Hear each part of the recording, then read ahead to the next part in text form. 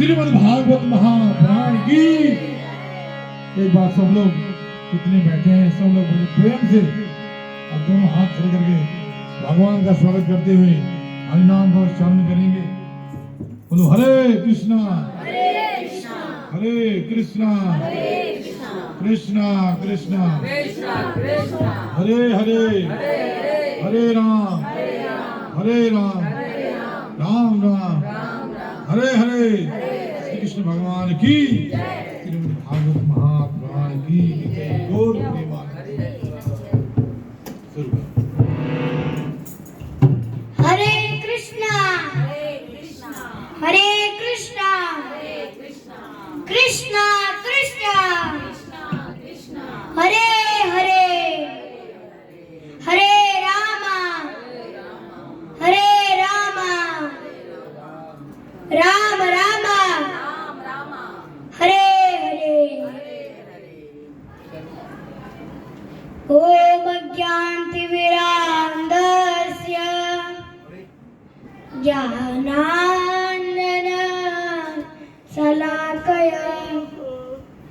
चक्षुरुन्मिलितं येन तस्मै श्रीगुरवे नमः। श्रीचैतन्यमनोभीष्टं स्थापितं येन भूतले स्वयं रूपं कदा मह्यं ददाति स्वपदान्तिकं। वन्देऽहं श्रीगुरुं श्रीयुतापदकमलं श्रीगुरु वैष्णवांश्च श्रीरूपं साग्रजातं सहगण ललिता श्रीविशाखान्वितांश्च। हे कृष्णा करुणा सिन्धु दीनबन्धु जगत्पते गोपेश्वर गोपिका कान्ता राधाकान्ता नमोस्तुते। तप्त काञ्चन गौराङ्गी राधे वृन्दावनेश्वरी वृषभानुसुते देवी प्रणमामि हरिप्रिये। वाञ्छाकल्पतरुभ्यश्च कृपा सिन्धुभ्येव च पतितानां पावनेभ्यो वैष्णवेभ्यो नमो नमः। जय श्री कृष्ण चैतन्य प्रभु नित्यानंद श्री अद्वैत गदाधर श्रीवासादि श्री गौर भक्तवृंद। हरे कृष्णा कृष्ण कृष्ण हरे हरे हरे राम राम राम हरे हरे। हरे Krishna I offer my respectful obeisances unto His Holiness Bhakti Ashram Vaishnav Swami Maharaj ki. I offer my respectful obeisances unto His Divine Grace A.C. Bhaktivedanta Swami Srila Prabhupada ki. Nitai गौ ब्रह्मानंदे। तो हमने कल बहुत सुंदर सुंदर लीलाएं का श्रवण किया कि कैसे रुक्मिणी जी का विवाह कृष्ण के साथ होता है और कैसे कंस भगवान की भक्ति करता था। कैसे करता था? सा नित्यात् उद्विग्नधिया तमीश्वरम् पिबन् अदन्वा विचरन् स्वपन् सुसन् ददर्श चक्र आयुधम् आग्रतो यथा तदैव रूपं दुर्वापमापा। सा नित्यात् उद्विग्नधिया तमीश्वरम्। सा अर्थात पहले सा नित्यात् हमेशा युक्त क्या करता था? हमेशा नित्य युक्त रहता था। सा नित्यात् उद्विग्न विचलित रहता था। सा नित्यात् उद्विग्न धिया तमीश्वरम्। धिया अर्थात उसको, तम उनको, ईश्वरम उस ईश्वर को। वह हमेशा विचलित रहता था उस ईश्वर को, तम ईश्वरम। पिबन अदन्वा विचरन् स्वपन् सुसन्। पिबन अर्थात पीते समय, अदन्वा अर्थात खाते समय, पिबन अदन्वा विचरण घूमते समय, विचरण स्वपन सपने में भी, स्वपन सुसन। और हर एक सांस लेते समय भी क्या वह सोचता था? क्या सोचता था? किसान इत्यादि उद्विग्न दिया तमेश्वरम पिबन अधर्मा विचरन स्वपन सुसन तदर्श चक्र आयुधम आघतो यथा। तदर्श वो देखता था, तदर्श चक्र आयुधम आघतो यथा, उसको लगता था भगवान चक्र लेकर आ गए हैं। तदर्श चक्र आयुधम, मेरे पास आयुधम आघतो यथा, मेरे को मारने के लिए। तदर्श चक्र आयुधम आघतो यथा तदैव रूपम दुर्वापमापा, वही भगवान का दर्शन करता था बार बार कि खाते समय, पीते समय, सोते समय, सपने में, हर एक सांस लेते समय भी क्या देखता था कि भगवान आ गए हैं मेरे को मेरा वध करने के लिए। ये श्रीमद् भागवतम 10वें स्कंद का 44वें अध्याय का 39वां श्लोक बता रहा है। और जब जैसे ही वो ऐसा सोचता था तो क्या उसको मुक्ति मिल गई थी। कोई 4 प्रकार की मुक्ति बताता है तो कोई 5 प्रकार की। 4 प्रकार की तो ये है सायुज्य, सामीप्य, सालोक्य और सारूप्य। ये 4 प्रकार की जो मुक्ति हैं। कोई बताता है कि सायुज्य, सालोक्य, सामीप्य, सारूप्य और सृष्टि। 5वीं मुक्ति है सृष्टि। तो जो कंस था उसको भी इन्हीं में से कोई एक मुक्ति मिली थी। और इसके बाद जैसे ही उसको ऐसा उद्विग्न होने लगा कि मतलब मेरे को भगवान मारने आ रहे हैं खाते समय, पीते समय, तो एक दिन क्या हुआ कि जब भगवान आए मलयुद्ध में, जो मलशाला होती है, मलयुद्ध का जो अखाड़ा होता है, उसमें भगवान आए। भगवान ने क्या किया, चाणूर और मस्तिष्क का वध किया। उसके बाद कंस का वध किया। तो जब कंस का वध कर रहे थे तब कंस क्या कर रहा था, तम खड़ग पानी विचरन तमाशु यथा शयनम यथा अंबरे, शयनम यथा अंबरे।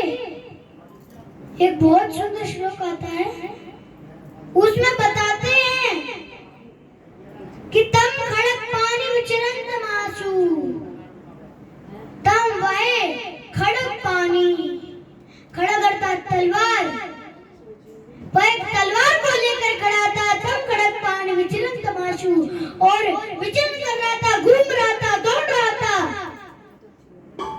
शयनम यथा अंबरे, वो कहाँ घूम रहा था, अंबरे आकाश में घूम रहा था।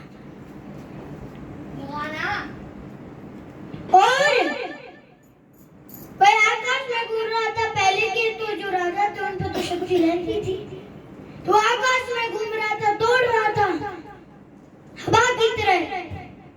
और जैसे जैसे कोई ईगल होता है,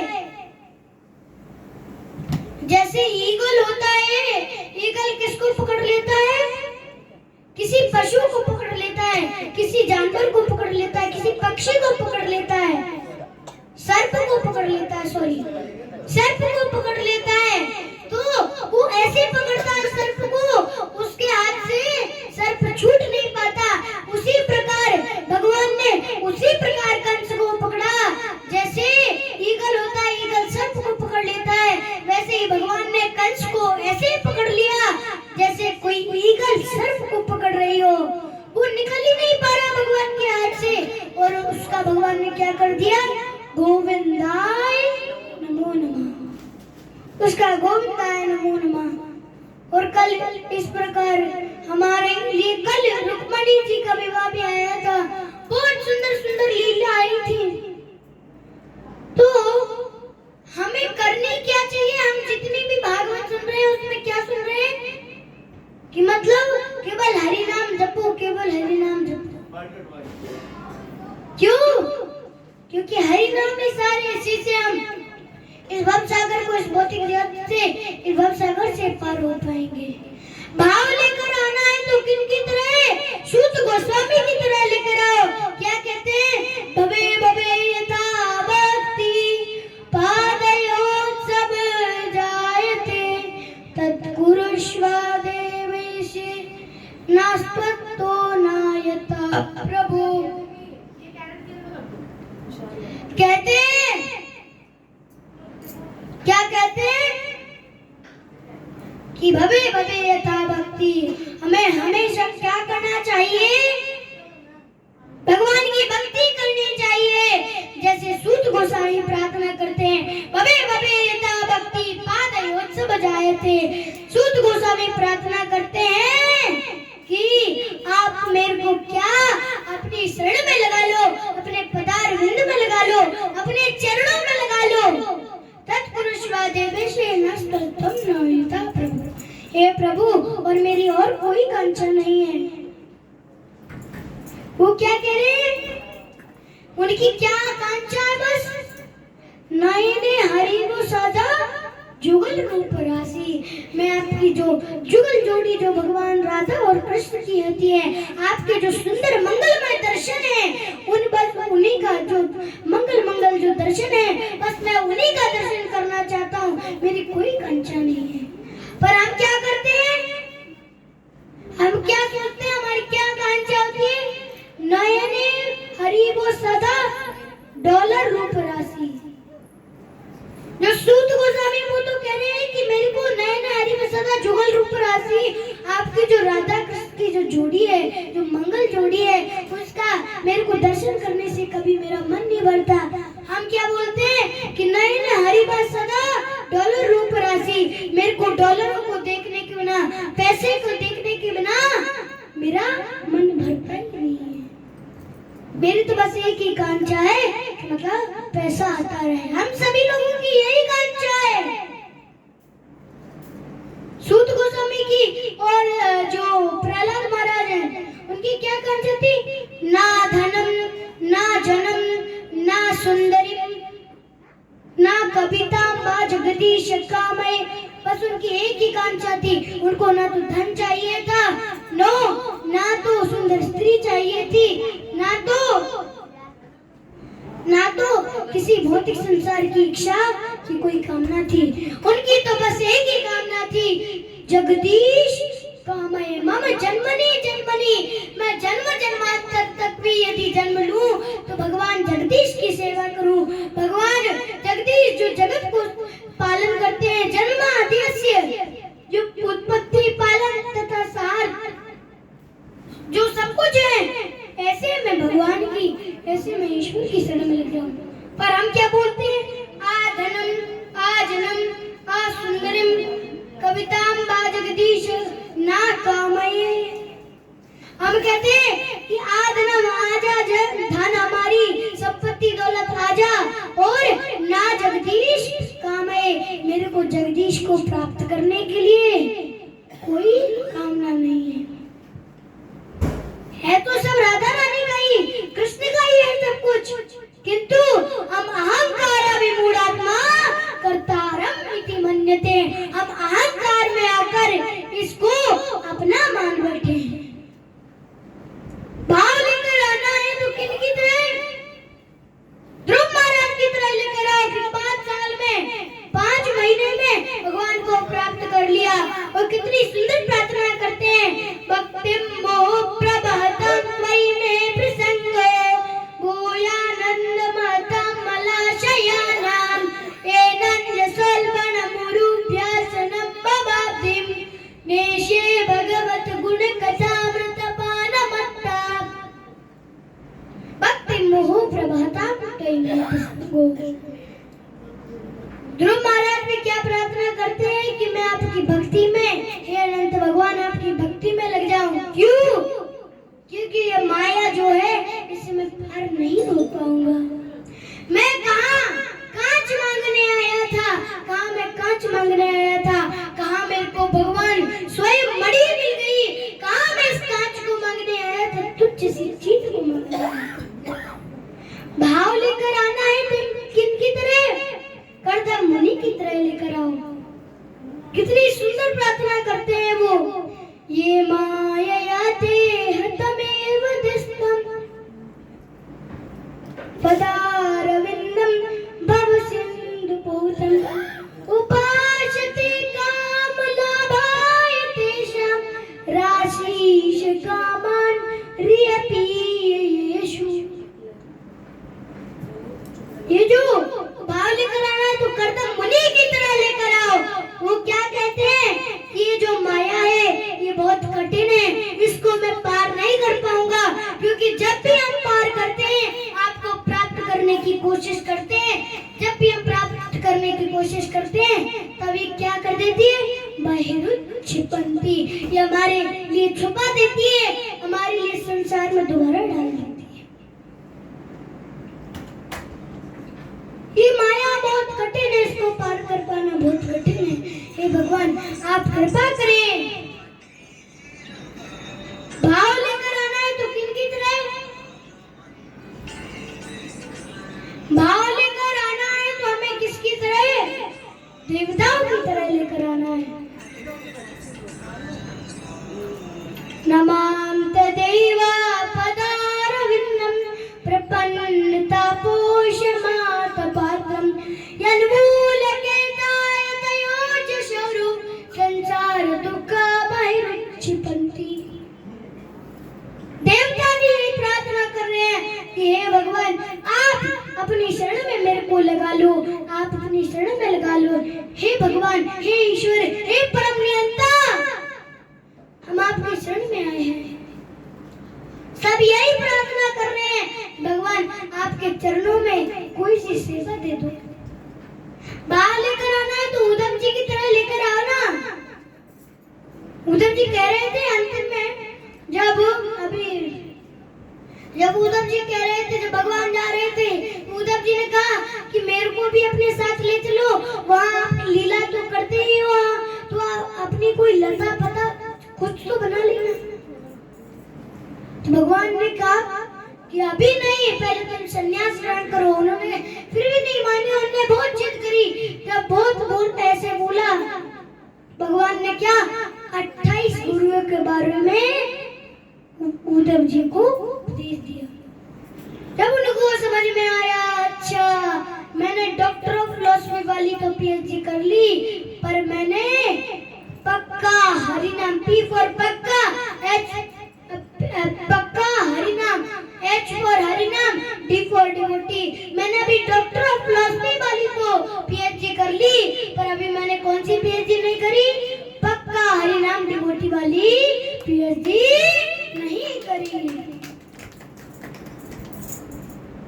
जब हम पीएचडी ये पक्का हरिनाम डिवोटी वाली जब पीएचडी कर लेंगे तब हमें पता चल जाएगा, नाना शास्त्र विचार नहीं निपुणो संदर्भ संस्थापक लोकानामितकारी नहीं त्रिभुवने मान्या शरण्या करो।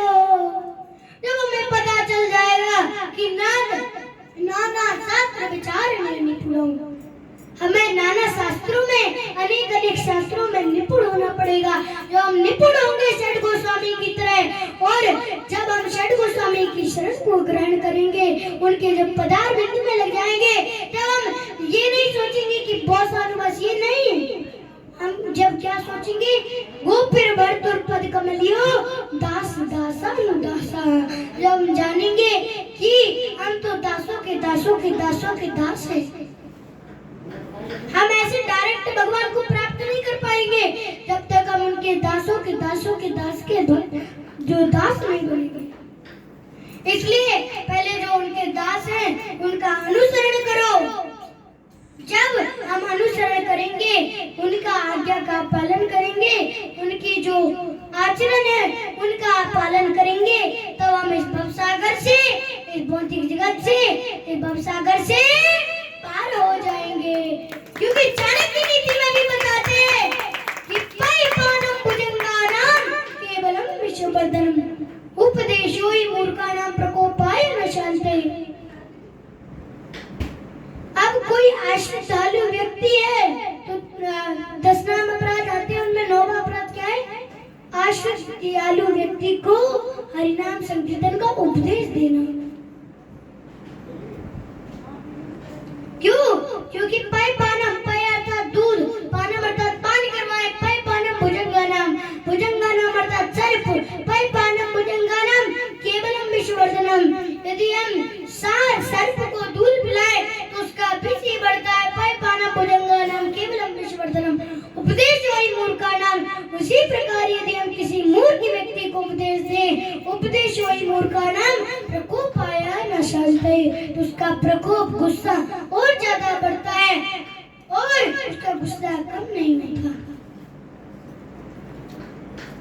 किंतु यदि हमारी नहीं मान रहा तो कोई बात नहीं, हमें उसको उपदेश नहीं देना है। हमने उसको जबरदस्ती गीता दे दी, उसने बाहर गया, उसने फेंक दी, तो हमें अपराध लगेगा कि नहीं लगेगा? इसलिए पहले उसको अनुसरण करने दो, तो उसको पता चलेगा कि कौन सी क्या 84 लाख योनि क्या होती है। जब वो भगवान की शरण में आएगा, नया नया जब भक्त बनेगा, तब उसको उसका अनुसरण दो। जब हम अनुसरण देंगे तब उसको ग्रहण करेगा, तब उसको पढ़ना प्रारंभ करेगा। भैया कुछ पढ़ा नहीं, दे दी, लो आप पढ़ लेना, पढ़ना है तो पढ़ो, वरना भागो यहाँ से। अब दे दी, उसने पढ़ा नहीं किया, बस घर में रखी है, धूल चिढ़ गई, तो क्या होगा? पाप तो हमें लगेगा। इसलिए पहले उसको भक्त बनने दो। तो पहले हमें आश्चर्य व्यक्ति को हरिनाम संकीर्तन और जो भागवत भगवत गीता है इसका उपदेश नहीं देना है। इन अपराधों से बचना है। क्योंकि कोई एक नौका वाला है, नौका वाले के नौका में हॉल हो गया है, तो उसमें से पानी आ रहा है, पानी को बार बार बाल्टी से निकाल रहा है बाहर, पर उसमें ये दिमाग नहीं आ रहा कि पहले मैं जो मेरे घड़े में मेरी जो नाव है उसमें होल कहाँ है, उसको पहले बंद करता हूँ, उसके बाद पानी निकालूंगा। यहाँ से पानी आता भी जा रहा है और ये निकालता भी जा रहा है, कभी खत्म ही नहीं होंगे।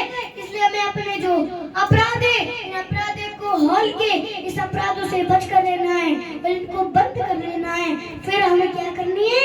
सर्वधर्मान् परित्यज्य मामेकं शरणं व्रज, सभी धर्मों को परित्याग करके भगवान की शरण में चले जाओ। सर्वधर्मान् परित्यज्य मामेकं शरणं व्रज, भगवान की शरण में चले जाओ। तो हम भगवान की शरण में जाएंगे। सर्वधर्मान् परित्यज्य मामेकं शरणं व्रज, आम काम में भगवान स्वयं बोलते हैं। आम अर्थात मैं, आम त्वाम अर्थात तुम, आम त्वाम सर्व पापिभ्यो, मैं तुम्हारे सारे पाप नष्ट कर दूंगा। आम त्वाम सर्व पापिभ्यो मोक्षयिष्यामि मा शुचा, और तुम्हें मोक्ष भी प्राप्त होगा। जब हम सभी धर्मों को परित्याग करके सर्वोपाधि निर्मुक्तम तत्परत्वेन निर्मलम, जब हम सारी उपाधियों को छोड़कर तो किस में लग जाएंगे? ऋषिकेश तत्परत्वेन निर्मलम। जब निर्मल भाव से हम ऋषिकेश में लग जाएंगे, भगवान में लग जाएंगे, तो सेवनम भक्ति रुच्यते, हमारी जो भक्ति होगी वो मजबूत हो जाएगी। जब हमारी भक्ति मजबूत हो जाएगी तो हम क्या? भगवान के लक्ष्य को प्राप्त कर पाएंगे। तो हमारा जो एक ही उद्देश्य है भगवान को प्राप्त करना। समय तो बहुत कम है, समय बहुत जल्दी भाग रहा है, कुछ ही समय बचा है और हमें कहाँ 12वें स्कंद तक जाना है। 2 स्कंद पूरे करने और बहुत लंबी लंबी कथाएं, 25 कथाएं हैं। यदि हम 10-10 मिनट भी लेंगे तो फिर भी 4 घंटे से ऊपर हो रहा है। अकेले बोले पर बीच बीच में कीर्तन भी करना पड़ता है, तो और ज्यादा टाइम का अभाव है, इसलिए हमें आगे बढ़ना पड़ा। इस प्रकार हमने कल का जो हमने पढ़ा था उसका रिवीजन किया। इसके बाद अब प्रथमन कथा आती है, बहुत सुंदर, भगवान श्री कृष्ण के जो पुत्र हैं उनकी बहुत सुंदर कथा आती है।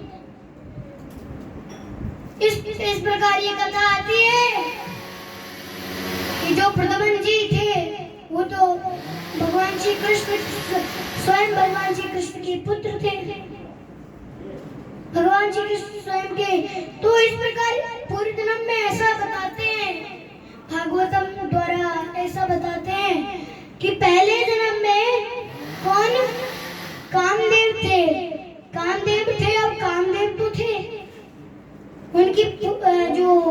थी वो रति थी, उनकी पत्नी रति थी। तो कामदेव था वह रुद्र के कोप से, रुद्र के क्रोध से जो तीसरी आंख जो शिव जी की है, उस तीसरी आंख का जो क्रोध था उससे कामदेव वशम हो गया था। जैसे ही वो वशम हो गया था, अब रति ने सोचा मैं क्या करूं भगवान, मैं तो अकेली पड़ गई। उन्होंने कहा ठीक है,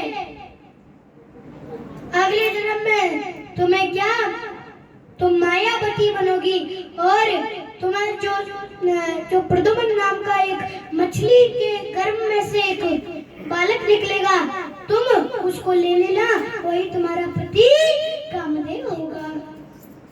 जब कहते हैं ऐसे तो उन्होंने कहा ठीक है भगवान।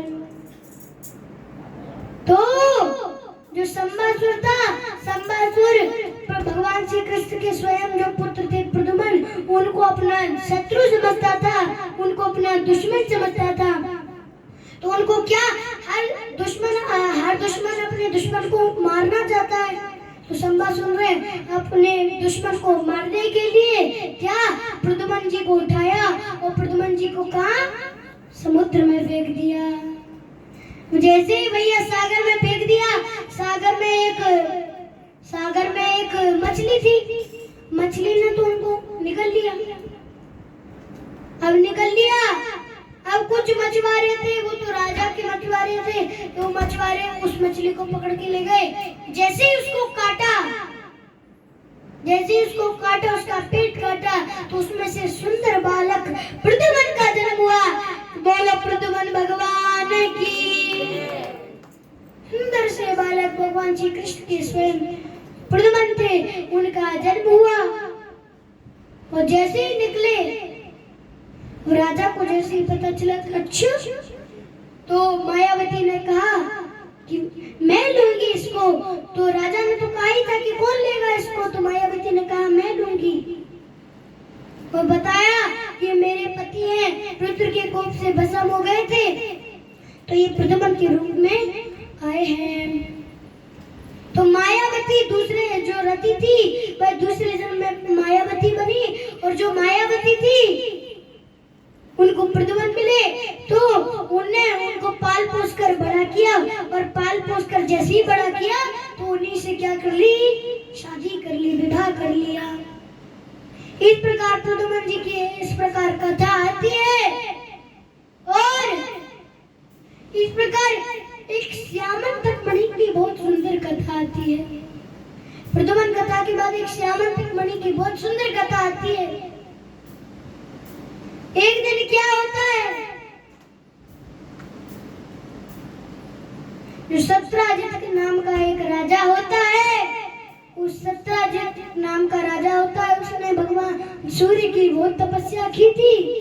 तो सूर्य देव ने उनको ऐसी मणि प्रदान की थी कि जो एक दिन में 8 ढोई सोना देती थी, और वह मणि इतना प्रकाश देती थी कि जितनी हम लाइट जला रहे हैं ये तो उसके सामने कुछ भी नहीं है। जैसे सूर्य नहीं निकलता, सूर्य की तरह उसका प्रकाश निकल रहा है। तो एक दिन क्या हुआ कि भगवान ने जैसे ही देखा, अरे सत्राजित ये मणि। एक दिन क्या हुआ कि सत्राजित भगवान की सभा में आया,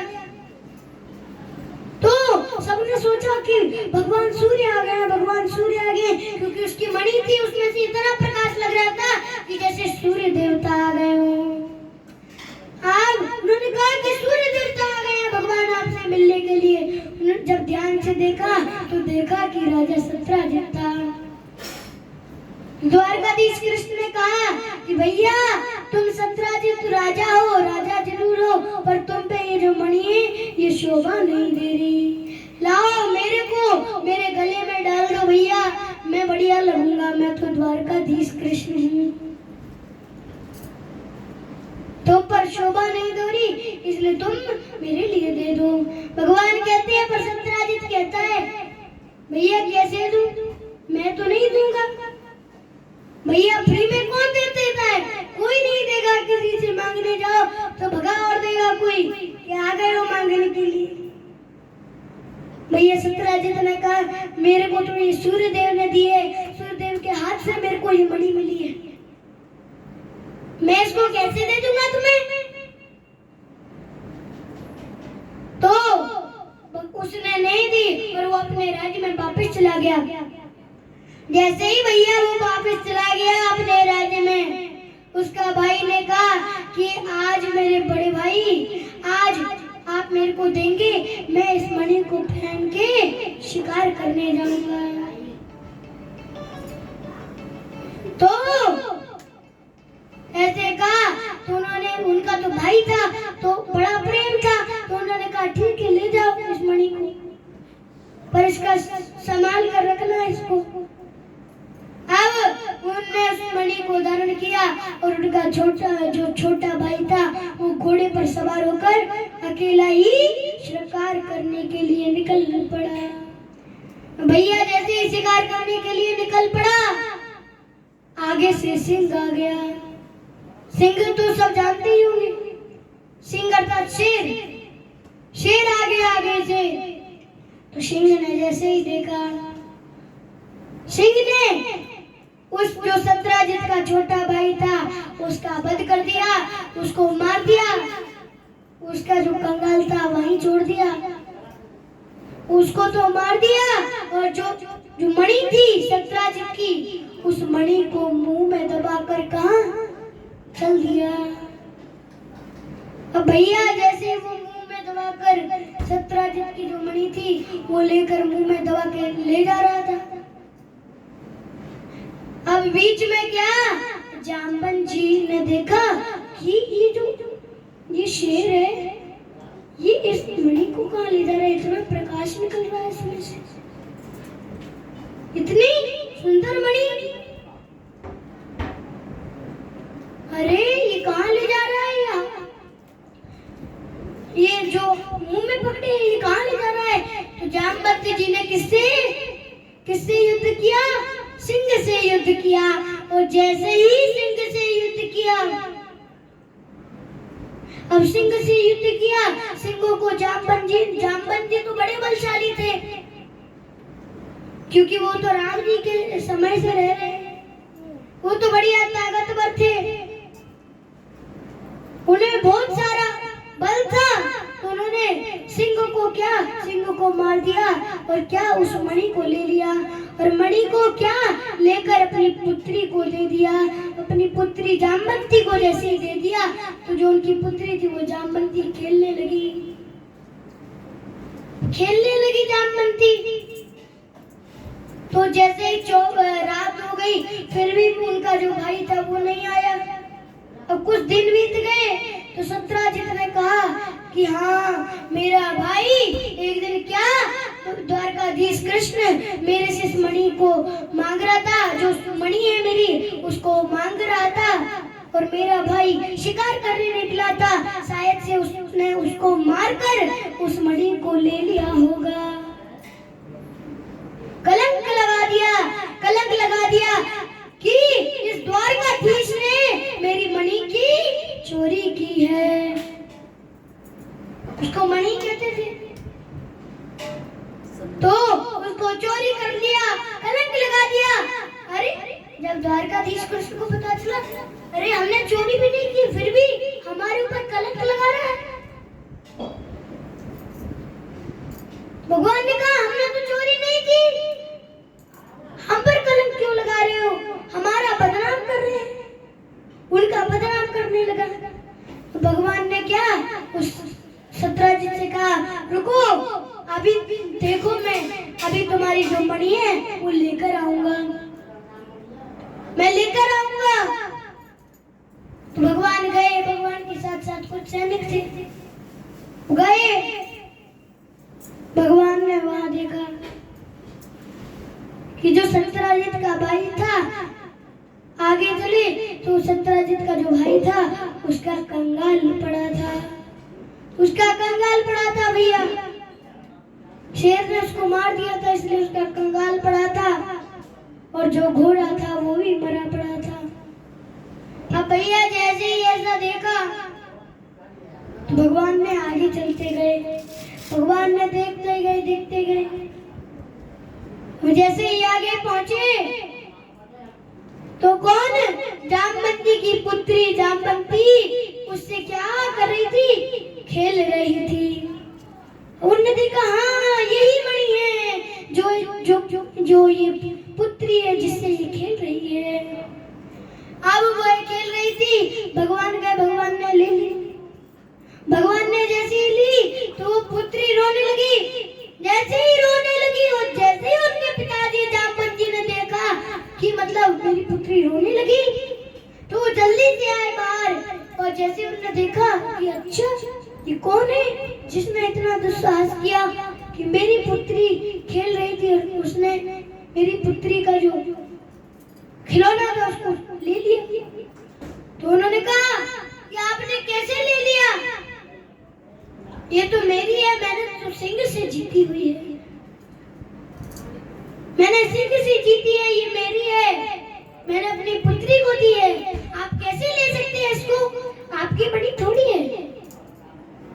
तो उन्होंने कहा, भगवान ने कहा ठीक है अब युद्ध कर लेते हैं, अब जो यदि मैं हार गया तो क्या, आप मणि आप ले लेना, अगर मैं जीत गया और आप हार गए तो क्या आप मणि मेरे को दे देना। तो कहते हैं ठीक है भैया कर लेते हैं। अब जामवंत जी और जो भगवान जी द्वारकाधीश कृष्ण थे उनके बीच बढ़िया युद्ध चला। अब बढ़िया युद्ध चला, यहाँ कोई पराजित भी नहीं हो रहा, क्योंकि हाँ भक्त पराधीन है, भगवान भक्त के अधीन है। उसमें से जामवंत जी ने बहुत ताकत लगाई, ऐसे किया फिर भी नहीं पराजित हुए। उन्होंने अंत में जब हाथ असहाय हो गए, उन्होंने कहा हे भगवान आप कौन हैं, आप साधारण मनुष्य नहीं है, हे भगवान आप कौन है बताइए मेरे को। अब जामवंत जी तो राम जी के समय थे, अब राम जी को जानते थे। भगवान ने क्या, द्वारकाधीश कृष्ण ने अपना राम अवतार दिखाया और जैसे ही राम अवतार दिखाया जामवंत जी जैसे ही उस दर्शन किया वो उनके चरणों में गिर पड़े और उन्होंने कहा कि मैंने कितनी बड़ी गलती कर दी, मैंने अपने प्रभु के साथ युद्ध किया, क्षमा करिए, लीजिए आपकी मणि लीजिए। वो उनके समर्पण हो गए, वो बहुत सुंदर प्रार्थनाएं करने लगे, क्षमा कर दें भगवान, मेरे को पता नहीं था कि आप कृष्ण हैं, आप राम हैं, आप कृष्ण के वेश में थे, लेकिन मेरे को समझ नहीं आया कि आप स्वयं भक्त वत्सल भगवान हैं। बोलो भक्त वत्सल भगवान की। जैसे ही देखा कि भगवान श्री कृष्ण है, जल्दी से उनने मणि दी। अब भैया मणि तो लौटाई दी, उसके साथ उन्होंने क्या किया कि अरे भगवान मेरी छोटी सी एक भेंट ग्रहण कर लीजिए, मेरी जो पुत्री जामवंती है उसका विवाह आप कर लीजिए। कल तो हमने रुक्मिणी का विवाह किया था, तो वो था पहला विवाह। अब क्या जामवंती है, जामवंती को सौंप देते हैं भैया, जैसे ही जामवंती को सौंप देते हैं इस प्रकार भगवान का दूसरा विवाह जामवंती के साथ होता है। भैया भगवान तो मणि लेकर और जामवंती को लेकर चल पड़े। अब भैया जैसे ही ले चल पड़े तो मणि को ले चल पड़े। मणि को जैसे ही लेकर गए वो सत्राजित को दिया, लो, और जब पूरा वृतांत सुनाया, तुम्हारा भाई था छोटा भाई, उसको सिंह ने मार दिया था, वह सिंह मुंह में ले जा रहा था उस मणि को, तो जामवंत जी ने उस सिंह को पराजित किया और जामवंत जी ने ये मणि दी और मणि ली। उसके बाद हमारा युद्ध चला। युद्ध के बाद मैं ये तुम्हारे लिए तुम्हारी मणि वापस करने आया हूँ। तुम मेरा बेफालतू में बदनाम कर रहे थे, मेरे ऊपर कलंक लगा रहे थे। तब राजा सत्राजित ने सोचा भैया अब तो संबंध और बिगड़ गया, और यदि वक्त बिगड़ जाता है तो उसको जोड़ना मुश्किल होता है। क्योंकि एक चौपाई आती है, रे मन धागा प्रेम का मत जोड़ो अधिकाए, रे मन धागा प्रेम का तोड़ो मत चटकाए, टूटे से फिर ना जुड़े, जुड़े गांठ पड़ जाए। जो प्रेम का रहमन धागा, ये जो प्रेम का धागा होता है, ये जो प्रेम की रस्सी होती है, यदि एक बार टूट जाए तो जुड़ तो जाती है, पर जब जुड़ती है तो उसमें क्या आ जाती है, गांठ आ जाती है। इसलिए जो प्रेम का धागा है, ये यदि एक बार टूट गया तो जो जिसके साथ तोड़ा है उसको थोड़ा अच्छे से, जैसे पहले था वैसे उसको पूरा विश्वास नहीं होता कि पूरा विश्वास हो जाए। पहले उसका पूरा विश्वास था, जब एकदम सीधी थी, कोई गांठ नहीं थी, जैसे ही टूट गया और फिर गांठ पड़ गई तो फिर उसको पूरा भरोसा नहीं हुआ। मित्र जरूर मिल गया, प्रेम का धागा जरूर जुड़ गया, किंतु उसको पूरा भरोसा नहीं हुआ। उसने सोचा कि यदि मैं क्या करूंगा, यदि मैं अपना व्यवहार बिगाड़ लूंगा तो सारे जो राजा होंगे वो मेरे को धिक्कारेंगे, क्योंकि द्वारकाधीश कृष्ण तो एक परम नियंता थे, परमेश्वर थे।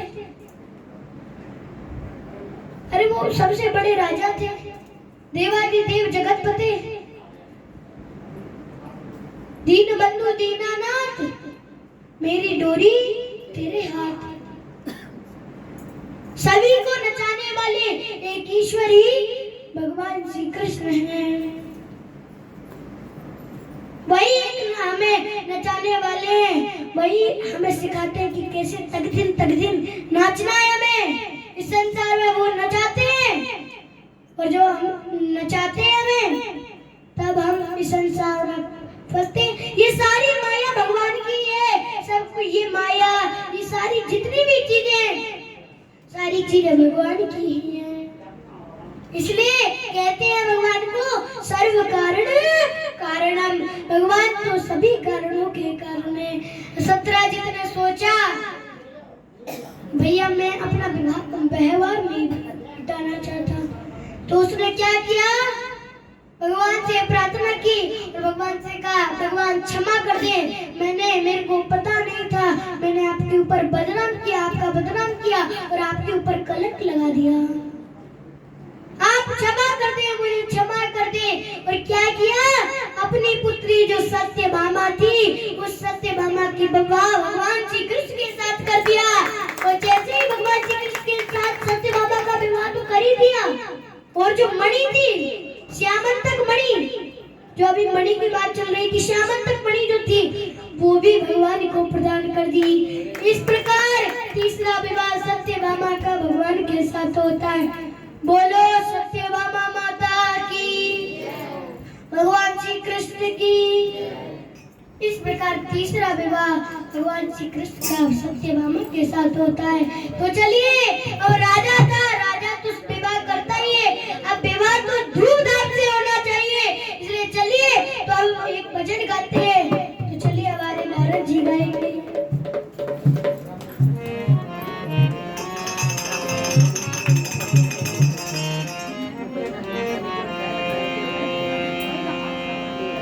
तेरी मुरली पे, तेरी मुरली पे जाऊं बलिहारी,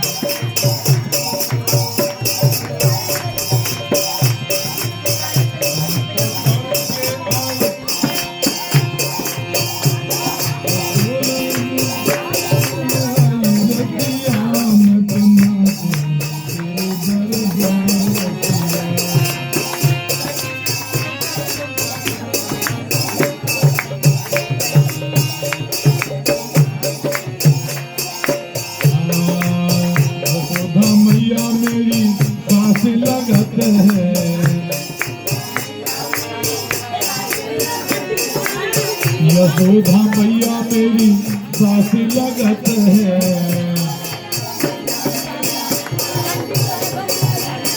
बलदाऊ जी मेरे जेठ लगत है,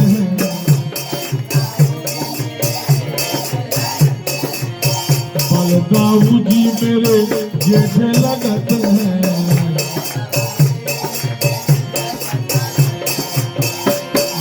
तो ही मेरो भरतार रतिया,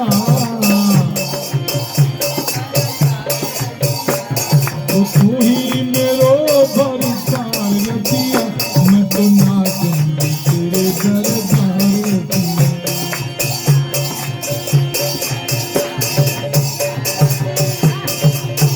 तेरी पंखी पे, तेरी मुरली पे, तेरी पंखी पे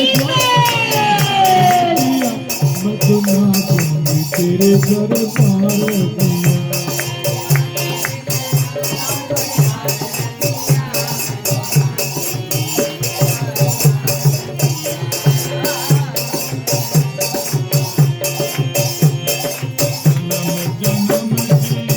मैं हूँ प्यासे,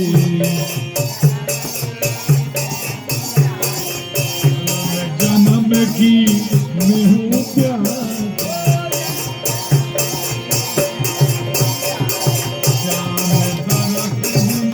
अखियाँ प्यासे,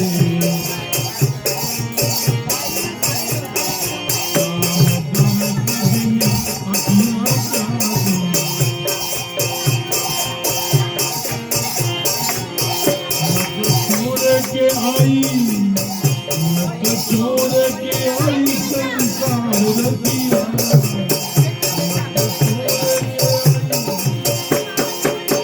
मैं तो छोड़ के आई संसार रतिया, मैं तो नाचूंगी तेरे दरबार Ratia.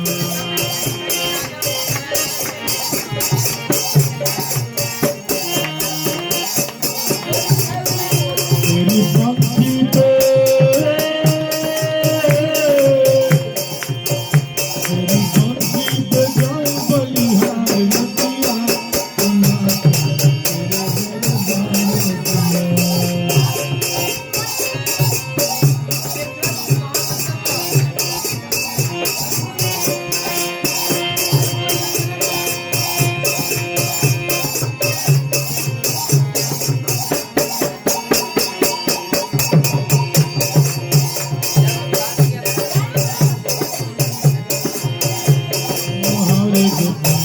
Krishna Krishna Krishna Hare Hare Ram Ram Ram Hare Hare।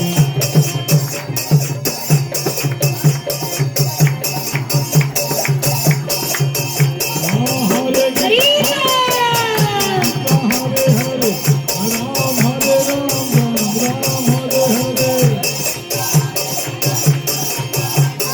Ram Hare Hare।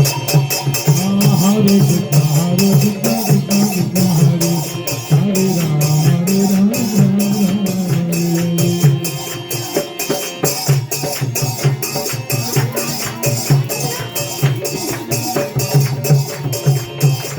Krishna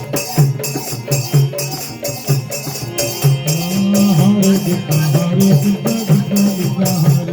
Hare Hare Ram Ram Hare। और वृंदावन में हरि लाल की रानी सरकार की बरसाने वाली की नेताई गौर प्रेमानंदे। इस प्रकार सत्य बाबा का विवाह भगवान के साथ धूमधाम से हुआ। इस प्रकार भगवान का तीसरा विवाह संपन्न हुआ। अब 14 में कालिंदी का विवाह। अब भैया बताते हैं कि जो कालिंदी अर्थात यमुना जी क्या यमुना में खड़े होकर तपस्या कर रही थी। भैया यमुना में खड़े होकर तपस्या कर रही थी तो इधर क्या कि अर्जुन और श्री कृष्ण जी थे। श्री कृष्ण जी और अर्जुन जी है। भगवान श्री कृष्ण और अर्जुन आए तो अर्जुन ने पूछा कि आप कौन है देवी, आप किस लिए तपस्या कर रही हैं? सब सुनिए, कालिंदी का विवाह यमुना जी का विवाह है। यमुना जी के किनारे कालिंदी देवी तपस्या कर रही थी। हे भगवान तपस्या कर रही थी भगवान की। अब भगवान की तपस्या कर रही थी श्री कृष्ण, भगवान श्री कृष्ण और अर्जुन के साथ आए। अर्जुन ने पूछा देवी आप किस लिए तपस्या कर रही हैं? आप ये खड़े होकर तपस्या क्यों कर रही हैं? उन्होंने जैसे ही ऐसे बोला तो कालिंदी जी देवी कहती हैं मैं तो परमात्मा परमेश्वर ईश्वरा परमा कृष्णा सच्चिदानंद विग्रह वही ईश्वर को प्राप्त करने के लिए मैं ये सब कुछ कर रही हूँ। मैं अपना पति ईश्वर भगवान श्री कृष्ण को बनाना चाहती हूँ। अर्जुन परिचय देते हैं, देखो मेरे पास ये जो बैठे हैं ये स्वयं परम परमात्मा भगवान श्री कृष्ण है, यही सभी के ईश्वर है, ये परम परमात्मा है। जब ऐसे कहते हैं तो कालिंदी जी झूम उठती है और कालिंदी का विवाह किसके साथ? भगवान श्री कृष्ण के साथ होता है। इस प्रकार भगवान का चौथा विवाह यमुना देवी के साथ होता है। कालिंदी यमुना देवी के साथ होता है। उसके बाद पांचवा विवाह आता है मित्रविंदा का। भैया एक कथा ऐसी आती है, मित्रविंदा जी कहती है कि जो उनके भाई थे, उनके बड़े बड़े जो राजा थे, बड़े बड़े उनके भाई राजा, उनके परिवार वाले थे, उनको भगवान गए। भगवान ने क्या किया? भगवान ने मित्रविंदा के परिवार वाले और मित्रविंदा के जो भाई हैं, जो राजा बड़े बड़े राजा हैं, उनको परास्त किया और विद्वत क्या किया? विद्वत जो मित्रविंदा जी है उनका विवाह कर लाए। इस प्रकार भगवान का पांचवा विवाह हुआ मित्रविंदा जी के साथ।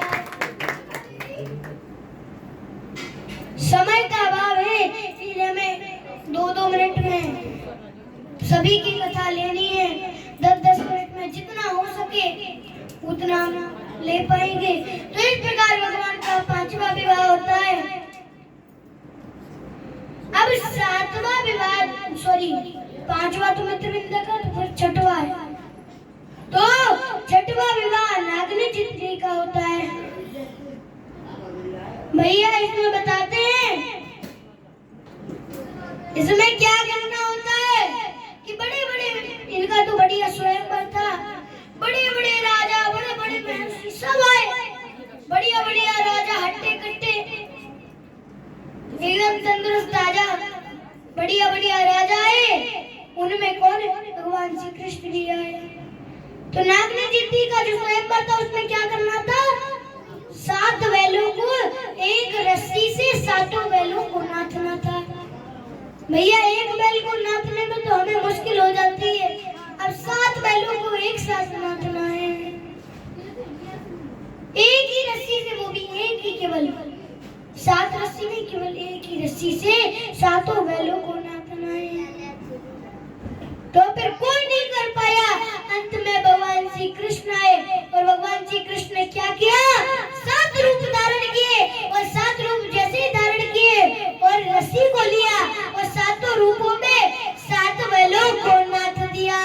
इस प्रकार भगवान का 7वां जो छठवां विवाह था वो किसके साथ? नागनी चित्री के साथ हो गया। उस प्रकार जो 7वां विवाह आता है वो होता है भद्रा का विवाह। अब भैया इसमें तो भद्रा का जो विवाह होता है, इसमें तो पिता दृष्टिकेतु ने मामा वसुदेव के पुत्र श्री कृष्ण को स्वयं से मुझे उन्हें अर्पण कर दिया। जो पिता दृष्टिकेतु थे उन्होंने कोई स्वयंवर नहीं रखा, उनको तो पता ही था कि भगवान श्री कृष्ण से अच्छा कौन होगा। तो क्या किया उन्होंने क्या भगवान को समझ लिया कि भगवान ही तो ईश्वर है, उनके जैसा अच्छा कोई हो ही नहीं सकता। तो उन्होंने क्या किया कि अपनी जो पुत्री थी धृष्टकेतु जो महाराज थे, उन्होंने क्या भगवान श्री कृष्ण वसुदेव के पुत्र भगवान श्री कृष्ण जो थे द्वारकाधीश भगवान को प्रदान कर दी। इस प्रकार भगवान ने कहा 7वां विवाह भद्रा के साथ संपन्न होता है।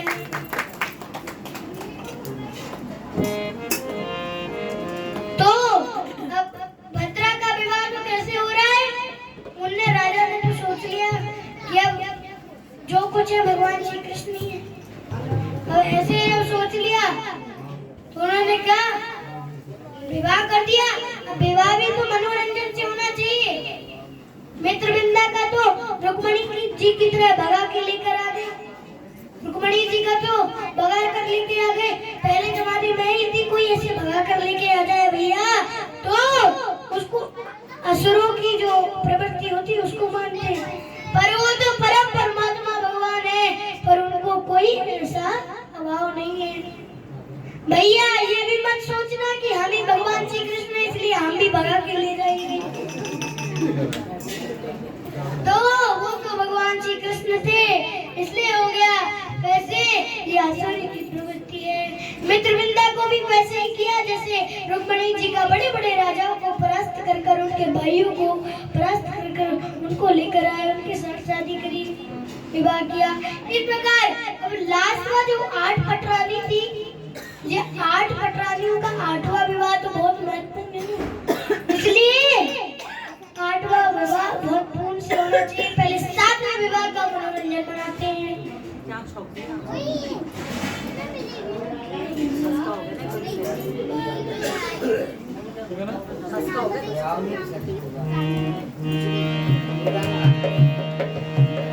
आओ मेरी सखियों मुझे मेहंदी लगा दो।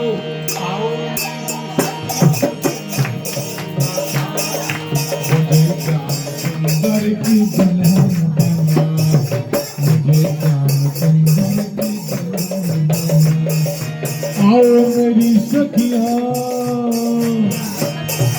आओ मेरी सखियां मुझे मेहंदी लगा दो, मेहंदी लगा के मुझे ऐसी सजा दो, मेहंदी लगा के मुझे ऐसी सजा दो। श्याम सुंदर की दुल्हन बना, सुंदर की दुल्हन बना।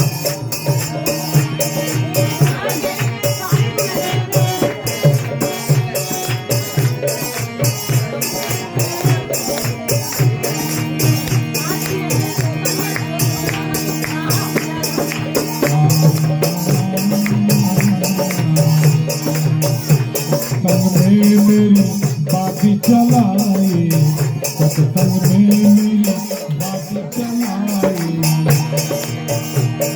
सतगुरु ने मेरी कीनी सगाई, सतगुरु ने मेरी कीनी सगाई। उनको बुला के बातों करा दो, उनके बुला के हाथ लेवा को करा दो। मुझे श्याम सुंदर की दुल्हन, ये विवाह हो रहे हैं, आधे उठे और आधे ना उठे तो कैसा लगेगा? सभी उठ जाइए, सभी उठ जाइए, मुझे मेहंदी आधे उठे लगा दो, सभी लगा उठ के जाइए। मुझे ऐसी सजा दो। मुझे श्याम सुंदर की दुल्हन बना, मुझे श्याम सुंदर की दुल्हन बना।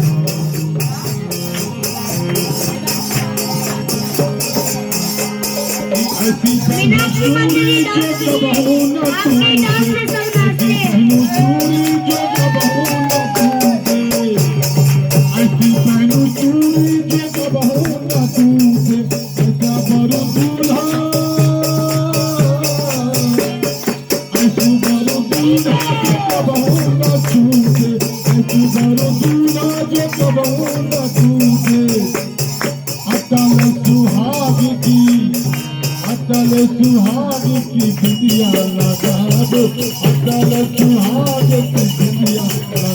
दो मुझे श्याम सुंदर की दुल्हन बना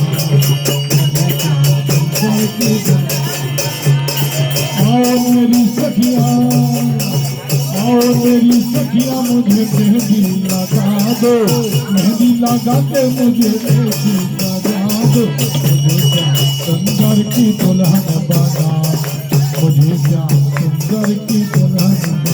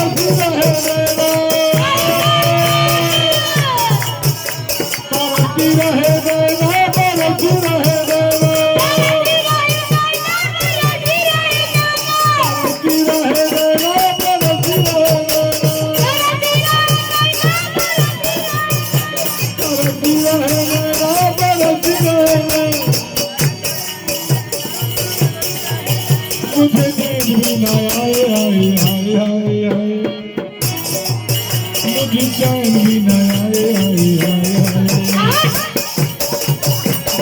बन की पीती